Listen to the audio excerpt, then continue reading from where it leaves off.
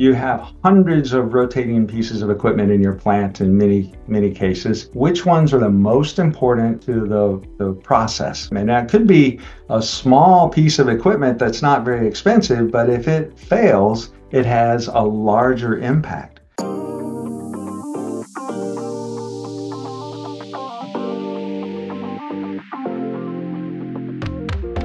Hello and welcome to the Pumps and Systems podcast.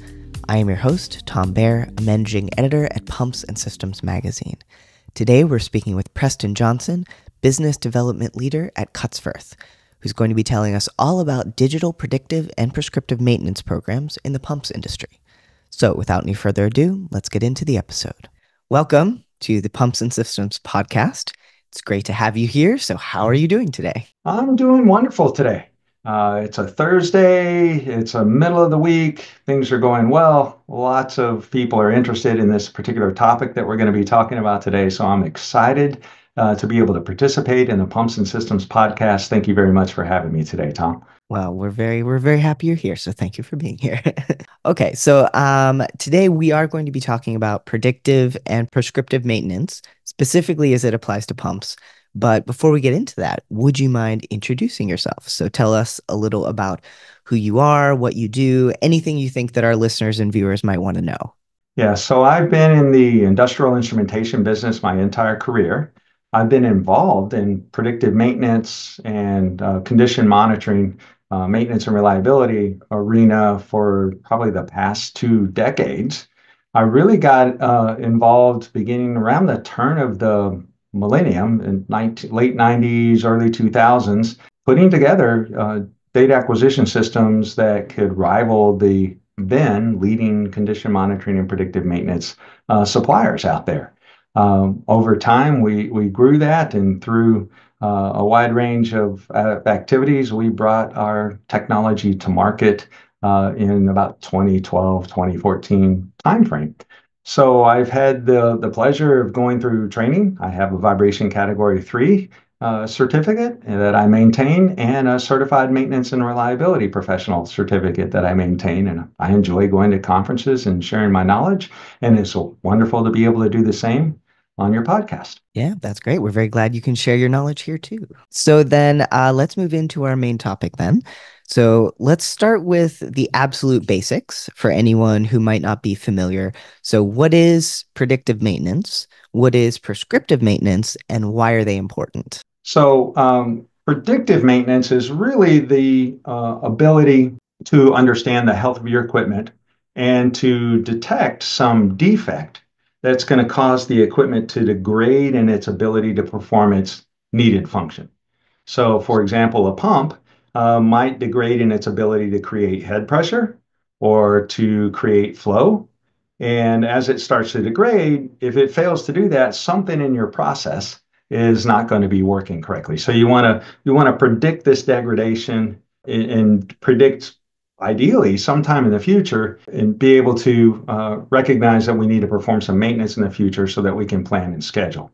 If you add the prescriptive part on it, it is, well, what is really degrading about my equipment? What is the corrective work, the maintenance mitigation activity that I need to perform? So what is the prescription?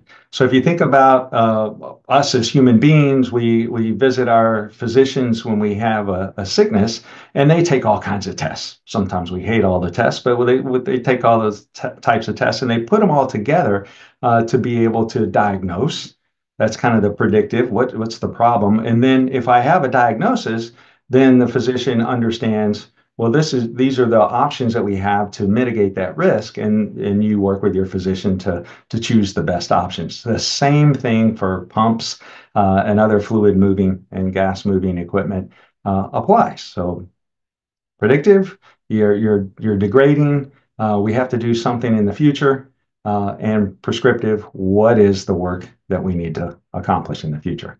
So then what are the different components involved in a digital predictive and prescriptive maintenance program? The real challenges are we have to understand the equipment. Not only do we have to understand the flow rates and the pressures that the pump is supposed to provide, but we also need to understand the makeup of the motor that's driving the pump or the engine if it's that large. We need to understand the makeup of the pump. So typically the nameplates and the engineering documentation and the manuals, but also the process that the equipment is in. So what's functional failure? What kinds of work is the pump actually performing? So that's my static contextual information. Where in the process is it, and so forth. So I need to understand the equipment. With that understanding of the equipment, then I can reference subject matter experts and other documentation. You can think of the troubleshooting guide at the back of the manual that says these are the likely and probable problems that this equipment, this pump might actually encounter. And we need to, in here, when we encounter them, these are the types of things that you likely do to correct that problem. So that's some contextual information. But how do we actually detect that that problem is going to arrive? The point is, with predictive maintenance, is we don't want to wait till all of a sudden we've lost pressure. Now we have to dump our tanks, and we got to, lose raw materials and quality and production, other things like environmental. When it's starting to degrade, maybe it uses more electricity. There's all kinds of consequential information effects that we want to avoid by being able to detect those.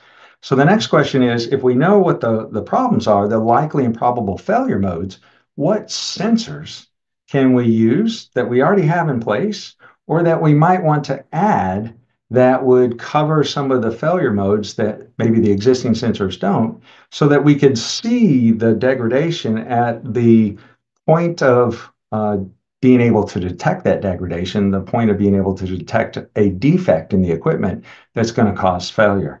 So those are sensors.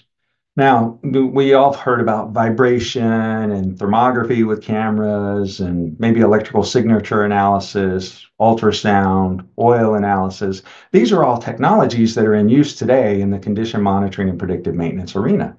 But they don't just give us one number. They give us a very dense set of data. So you can think about a thermography camera. It's a camera. It's got 1 million pixels in it. Which one of these pixels tells me about the temperature of the inboard bearing, and which one of these pixels tells me about the outboard bearing?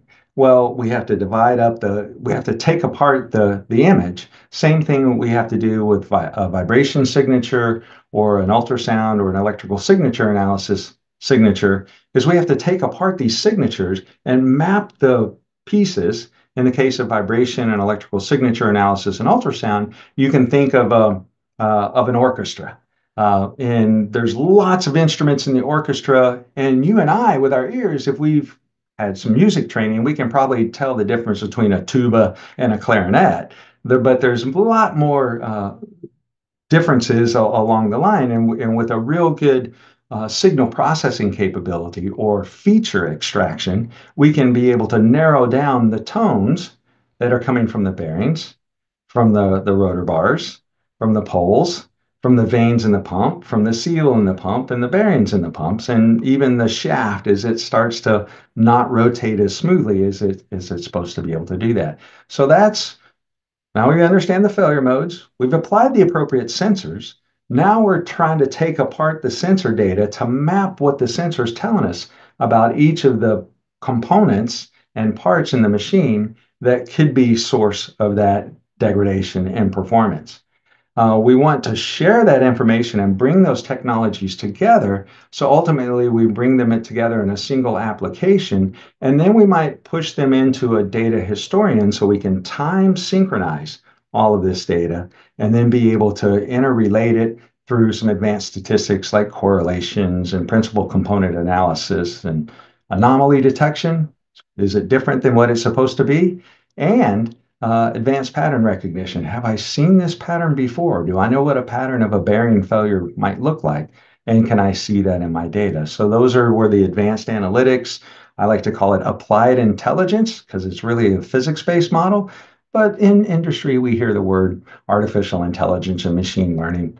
I like to throw them all in the same bucket when it comes to rotating machinery.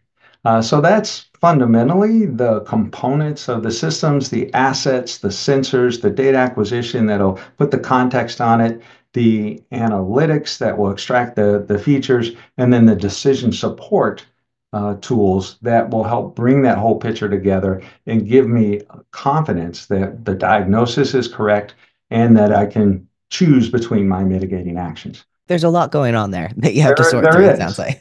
There is. So then, how would someone implement this kind of program? To get started with a program like this, you really need to look at your equipment. You have hundreds of rotating pieces of equipment in your plant in many cases, and you need to rank them. Which ones are the most important to the process? Which ones are most important to your equipment? Now, it could be a small piece of equipment that's not very expensive, but if it fails, it has a larger impact. But many times, the bigger and more expensive pieces of equipment are your more important equipment. So you need to have your equipment list, you need to rank them, and then you really want to start applying these technologies and this methodology to the ones that are at the top of your list because they're the ones that are going to give you the most return on investment from a productivity, the availability of the equipment, the cost of maintaining the equipment, resource consumption like electricity and natural resources, environmental risk degradation, and even safety implications. So rank your equipment by importance and criticality. Start with the top of the list and start understanding the failure modes and what sensors can help you detect the defects that will cause those failure modes. That's ultimately how you get started. It's kind of a long list, but it starts to make sense when you think about it. So then, could you tell us a little about data acquisition systems and how those figure into things? So if you hear the terms artificial intelligence, well, what is the next gold? What is the next gold mine? It is the data that we have available to us. And the quality of the data is really very important in making these predictive and prescriptive maintenance applications actually work. If your data is noisy and you can't hear the different tones coming from the machine, then it's hard to really understand what the machine's doing. You can say, well, it's louder than it was before, but that doesn't really give you a diagnosis. So now it just says, okay, let's send somebody out to do a more detailed inspection. What you really want is clean, high quality data that has the context of when and where it was collected, has a quality stamp on it. So a lot of the data acquisition systems can look at the data and tell you whether or not there's issues with the sensor.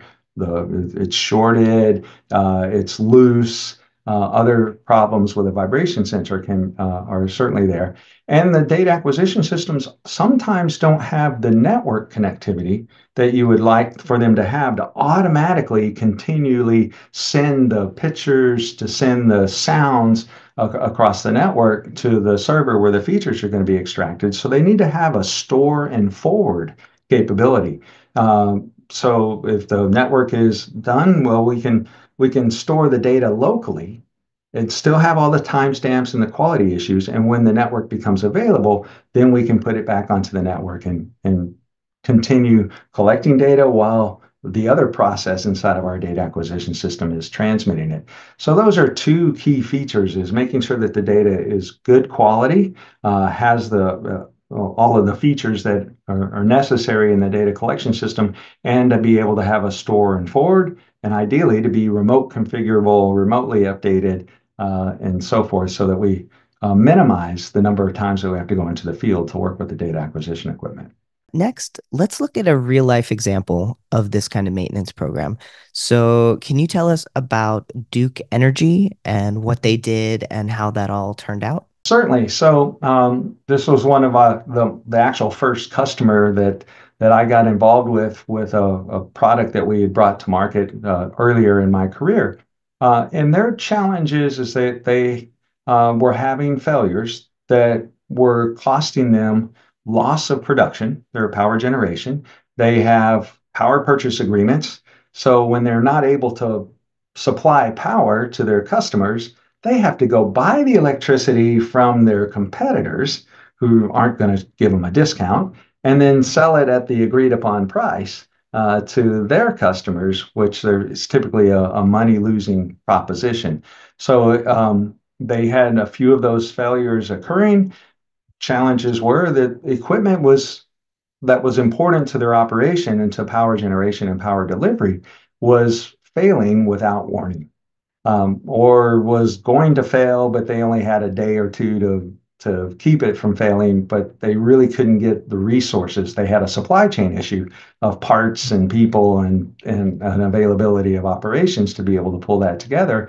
So they had to, they were losing money when these failures occurred. The second problem they had is while they had lots of subject matter experts, they were all using handheld instruments, walking around, checking the equipment once a month, once a quarter, once a year, but they weren't seeing minor changes in the data. And when they would show up, yeah, everything looked good, but 3 days later, it's going to be 27 days before I visit the equipment again. Something happens that they don't see until 27 days later. And by then, it's really an emergency as compared to something that they can plan and schedule. So they had two problems. Things were failing without notice. They were having to buy power from their competitors. And secondly, their workforce was spending 80% of their time walking around collecting data. And most of the data they were collecting was from perfectly healthy machines, and they really only spent 20% of their time analyzing the data. Second part of that problem is they couldn't put two pieces of the puzzle together. So the vibration analysts would go look at vibration. Oh, I see a little change in the bearing vibration, not enough to write a work request and get something on the maintenance docket. And so I'll wait till next time. The lubrication team takes an oil sample, sees a little bit of loss of viscosity. Oh, it's not enough to write a work request. I'll look at it next time. But putting the two together, you see that the bearing's starting to whine a little bit because the lubrication isn't reducing friction in the rotation. The two of them were small enough to say this is starting to develop together, but separately, nobody spoke up. So the orchestra was only playing one piece of music at a time when they both need to be working together. So those are the second problem with this route-based data siloed consequence. So they looked around, said, well, the leaders in the industry had a very captive market. The market was very expensive to be able to cover all of the equipment in their plant that could be consequential to a power generation. So they needed something a little more commercial and off the shelf. And this is about the time in the mid 2000s where data acquisition equipment was getting more cost effective, more universal, was being widely used. Kind of the prices for the hardware were coming down, and the software prices were coming down as well. So they took a leap of faith and bought into a commercial off the shelf system and deployed that across. Today, they've got it in 50 power generation plants covering about 15,000 rotating assets, with about 40 to 50,000 additional sensors to cover the failure modes that they couldn't see unless they sent their army of subject matter experts walking around the plant. They took that a couple steps further. They used some advanced multivariable statistics to be able to find correlations between sensors, determine anomalies of these relationships that they would compile through the correlation or principal component analysis, did anomaly detection and advanced pattern recognition. And over time, they saved a lot of money. In particular, they racked up in about 5 or 6 years of their experience about $170 million worth of what they called savings. And those savings were really focused in, we wouldn't have seen this problem until it became critical, and we had to have an emergency work. And based on our history, emergency work like this would have cost us $170 million across 15, nearly 1,500 incidents that they were able to capture early and be able to correct it with a better planning and scheduling, meaning they didn't have to rush equipment, they didn't have to rush experts, they didn't have to rush and interrupt production. So they calculated $170 million worth of savings across 6 years of operations of these data acquisition systems. So that was pretty exciting um, for Duke Energy. That's really impressive. That sounds like a huge change for them. It really was. So there's still a lot going on in industry and companies like Duke Energy and others in the power generation and anybody with pumps and chemical and oil and gas and water, wastewater, uh, pumps and systems that pumps are involved with are critical assets. And there's a lot of new technology that's coming further and further, more of a reality. It's getting closer and closer. Uh, and there's some tricks of the trade. What was really nice about Duke Energy is that they had a lot of subject matter experts that fully understood the physics of failure of the pumps and supporting rotating equipment as well as their turbine generators and so forth. And so a physics-based approach is essentially what we were able to put together for Duke Energy.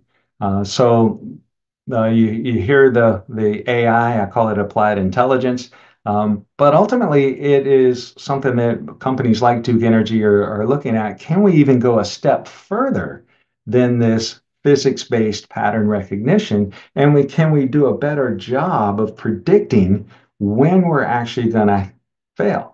To answer the question today, oh, I see an anomaly. I see that the bearing is having trouble. I see that the lubrication is failing, the bearing's starting to scream. So I kind of have a good diagnosis of what to do. But the next question is, can I make it till my next outage? And that one's a hard question to answer. But if you think about artificial intelligence and being able to predict the future, and be able to trend these degradation curves out into the future and give you a future set of data, that's a technology that all of us are working through to come up with better and better solutions to take the core of the physics-based models that I've described and add on this, how bad is it? What is the rate of change? And what is my prognosis? How many days do I have to live if I forego my heart surgery? And those are the questions that everybody wants to know. And I think we're getting better and better at it. I don't know. There's a few companies that are out there that say they can do that. And I think it's very probable. And we'll see how well those come to market. But yeah, so the future's bright, and Duke Energy is looking as one of the many companies that are looking into some of those advanced technologies to take this further from the physics-based models to the when is this going to actually fail. So then, what do you think is most important for someone who's considering implementing a predictive and prescriptive digital maintenance program? Like, are there any pitfalls they should avoid or any key steps for success or anything like that? So there's a lot of things that go into these digital models, and I like to or the predictive maintenance and prescriptive maintenance systems, and I like to refer back to it's kind of a team sport. You need not only the subject matter experts on the equipment; they're the ones that really understand the laws of physics. You can't overcome the laws of physics with any kind of artificial intelligence. You have to obey the laws of physics always. And the subject matter experts understand the laws of physics. So they're part of the stakeholders. They're the ones that are trying to make the recommendations today anyway. The second part of the team is leadership. So the organization leadership has to recognize that, oh, these problems can be solved. Our supply chain for maintenance and reliability can be eased, if you will. If we can plan and schedule and we can see the future, we're going to be much better off in all the categories from loss of functionality to availability and production to sustainability and resources. Even on a social network, a social perspective, I'm less stressful if I know, oh, I've got 3 weeks until I have that major activity that I have to participate in. So, and then you have the regulatory, the environmental, and even safety that can all come together. So those all boil up, and leadership has to recognize that. They have to encourage their employees to participate and be stakeholders in this future vision that we'll have in the rotating machinery and equipment health arena. But you might also recognize that there's operations experts. Well, this is how my plant runs. If that pump fails, then not a big deal. I can keep running. But if this other pump fails, that's a bigger. So the criticality and the ranking of the equipment oftentimes comes from the operations, and the operations team has to be bought into this concept as well, because they're the ones that need to keep control of the equipment more than the maintenance and reliability team. And then there is a lot of technology that has to come together. So you have information technologists, you have the operational technology side, which you have to keep very secure and isolated so that we don't have stucknet and other things that come in and interrupt our operations. But you also have to share that data with the information technology side, where our manufacturing execution systems are at, where our planning and scheduling, work management, and enterprise resource planning systems are at. We need to be able to couple what's happening in the plant to how we're planning our operations and our production in the future. So the information technology team helps us with the security and with the coupling of the operational technology side and the information technology side. And then lastly, most companies probably don't have all of those resources, especially the systems integration. Well, what sensors am I going to apply to what kind of a data acquisition system? How are they going to get into my network and bubble up into my work management system? There's typically systems integration partners that we bring in. So we have those five key players in this maybe basketball team size orchestration that are important. So it's a team sport, and we need to consider all of the factors from leadership to information technology to operations to maintenance and reliability, subject matter experts, and make sure that we have a way to integrate it all successfully, that we can start small and scale, and that leadership has the buy-in and the communications and the visions that everyone, all of the stakeholders can see to be on board and be able to give their feedback and participate in the overall success of moving from route-based, reactive type maintenance to more of a predictive and prescriptive maintenance program. So it sounds like for it to really succeed, you need to have everyone kind of on the same page and working towards the same goal. That's exactly right. So, do you have any final thoughts or any words you'd like to share with us before we close out the episode? No, I think this is a really exciting time in maintenance and reliability in particular for pumps, which are the vast amount of electrical consumption in the world. Electric motors are consume more than everything else, and pumps are about 25% of the electric motor electricity consumption in the world. So this is a great place to be, understanding the impact that this type of technology and approach can actually have for the worldwide economy, for a worldwide society. The other cool thing is that technology continues to advance quickly. I like technology. Having changes in the technology and advances in the technology keep my day job exciting, and I think it creates excitement for those that are involved and want to participate in this evolution in the way that we produce products and that we be more sustainable going forward by leveraging the best practices and keeping our equipment healthy and running and keeping our manufacturing and our businesses profitable, healthy, and sustainable. So, well, thank you so much for taking the time to talk with us today. We really appreciate it. You're quite welcome, Tom. Thanks for having me today. Huge thanks to Preston for taking the time to talk with us today about digital, predictive, and prescriptive maintenance programs. For more on this topic, you can have a look at Preston's article, Implementing Predictive and Prescriptive Digital Pump Maintenance Technologies, in the November issue of Pumps and Systems magazine. If you're listening to the podcast and would like the chance to watch it, check out our YouTube page for the full video version. That's going to do it for this episode. Thank you so much for watching or listening, and we will see you next time.